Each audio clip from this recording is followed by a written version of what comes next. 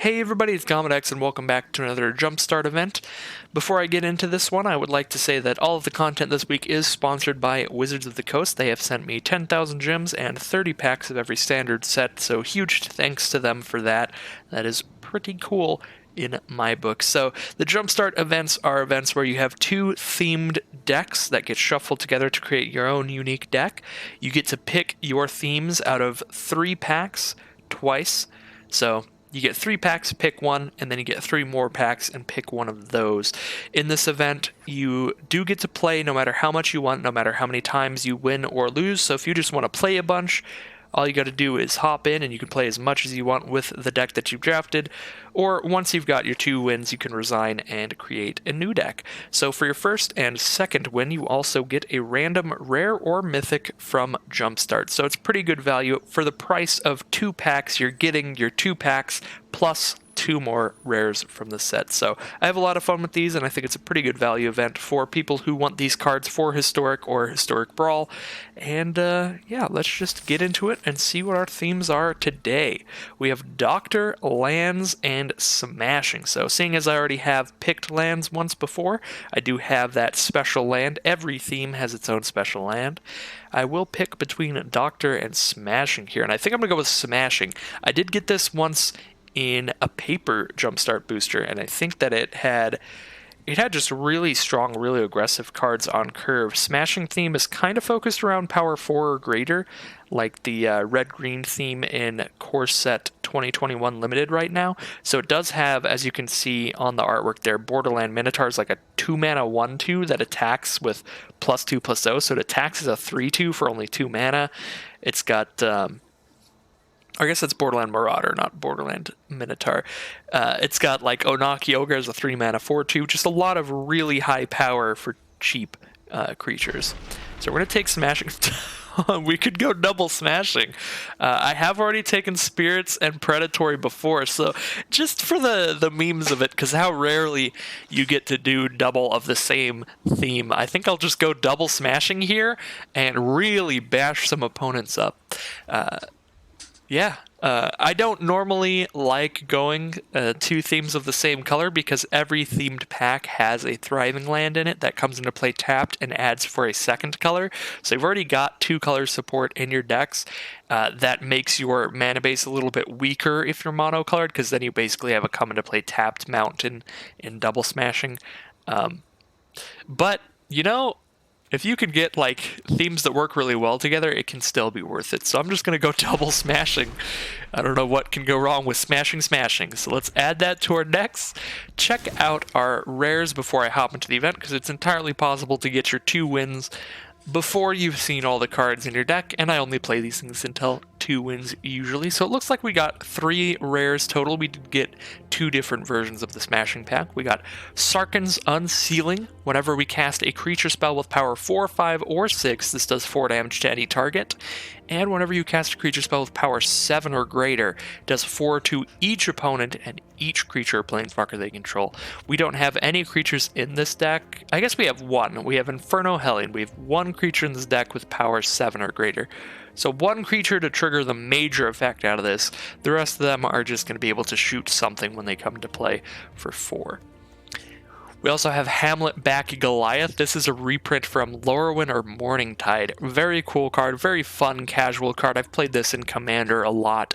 It's a 7-mana 6/6, and whenever any creature enters the battlefield, put X +1/+1 counters on it, where X is that creature's power. So this is a really fun card in a big multiplayer game, because this can just become like a 50-50 so quickly when everyone's playing all these big casual dorky creatures. So really fun card, can get absolutely massive really quickly.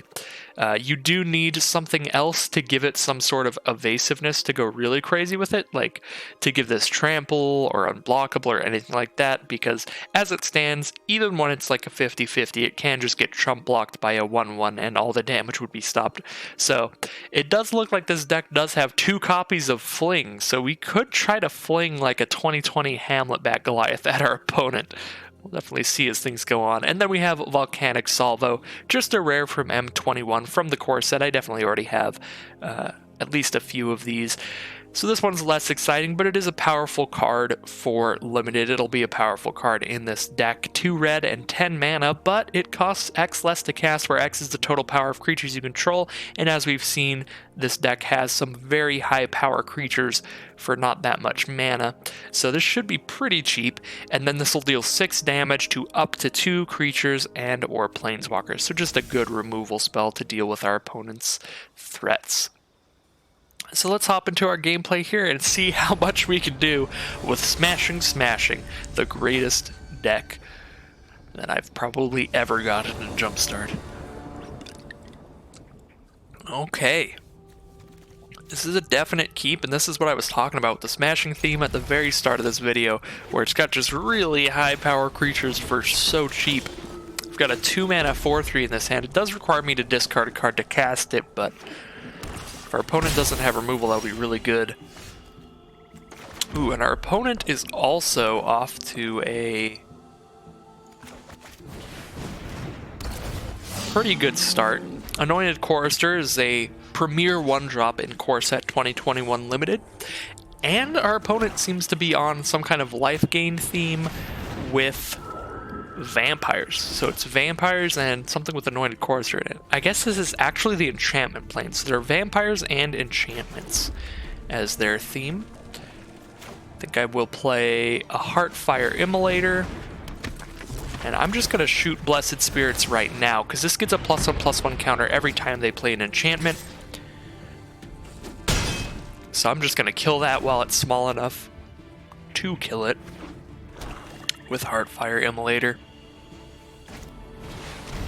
There's a Bloodbond Vampire from our opponent that will be a 4/4, thanks to it getting a +1/+1 counter every time they gain life.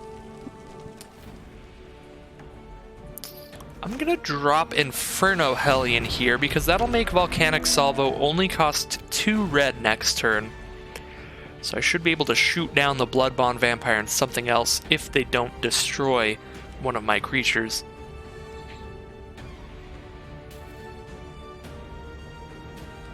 Opponent does have 4 mana right now, 3 black and 1 white. They are 1 mana off from Anointed Chorister's ability. That would make it a 4/4 lifelink till end of turn. There is a dub though. That'll make it a 3/3 first strike lifelink, so I can't block that without losing a creature, so I'm just not going to block. Then I will Volcanic Salvo away both of their creatures. This should be pretty bad for them, because then we'll hit them for 11. And their board will be clear. So that'll be really nice, and I'm going to drop a Borderland Marauder. Just spread out my threats. Inferno Hellion does get shuffled back into my library after it attacks or blocks.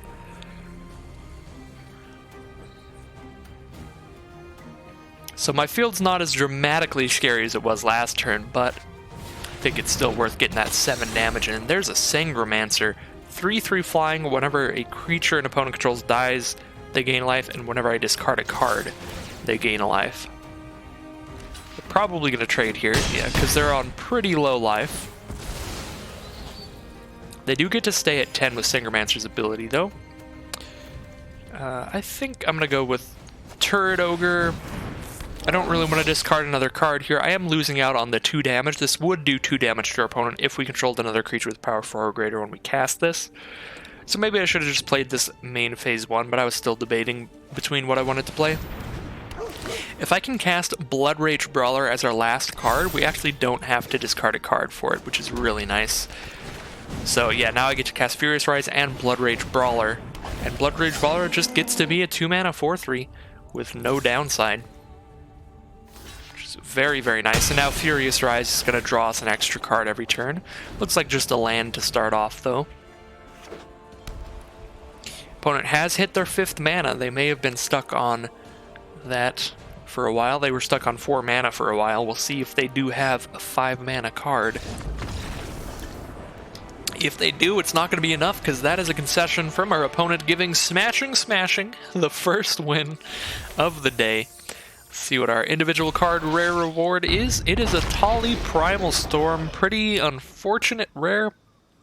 I mean, it fits with our smashing decks, but if you're somebody who has drafted a lot of Rivals of Ixalan like I have, you already have a playset of these Atalis, and you don't even get the gems back for opening Atali. Jumpstart does have no duplicate protection for cards you already have, unfortunately, if they've been reprinted in Jumpstart. So, that's unfortunate. But we've still got another rare to go, and we've got all of these wonderful cards we got in our smashing boosters. And I'm going to keep this hand. This hand's a little bit awkward. I don't really like Blood Rage Brawler being our only early play, because then I'll just have to discard a card when I don't really want to. I did draw into a Borderland Marauder, so that's pretty fantastic. Now I don't have to discard a card quite yet. I may have to just discard this Unleash Fury. The ability is very fun, and it can often just kill your opponent, but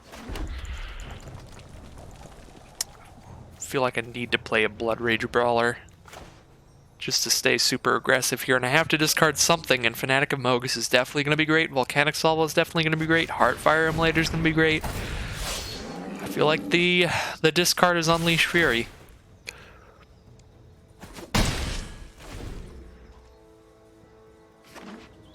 Our opponent has dogs and a green deck of some kind.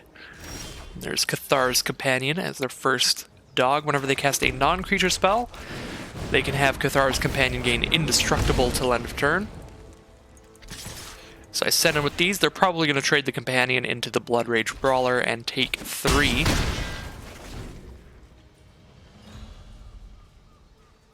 They're down to 11 already. Just smashing in. Double smashing, putting in some real work here. I think this is just a pretty powerful theme in general. It doesn't have the greatest rares and mythics if you're trying to build cool stuff for Constructed.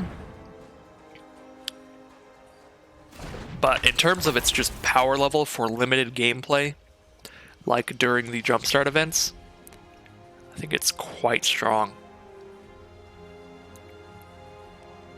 Gets on the ground swinging so fast, as well as having really powerful late game plays like Bone Pit Brute and Hamlet back Goliath. Just big stuff.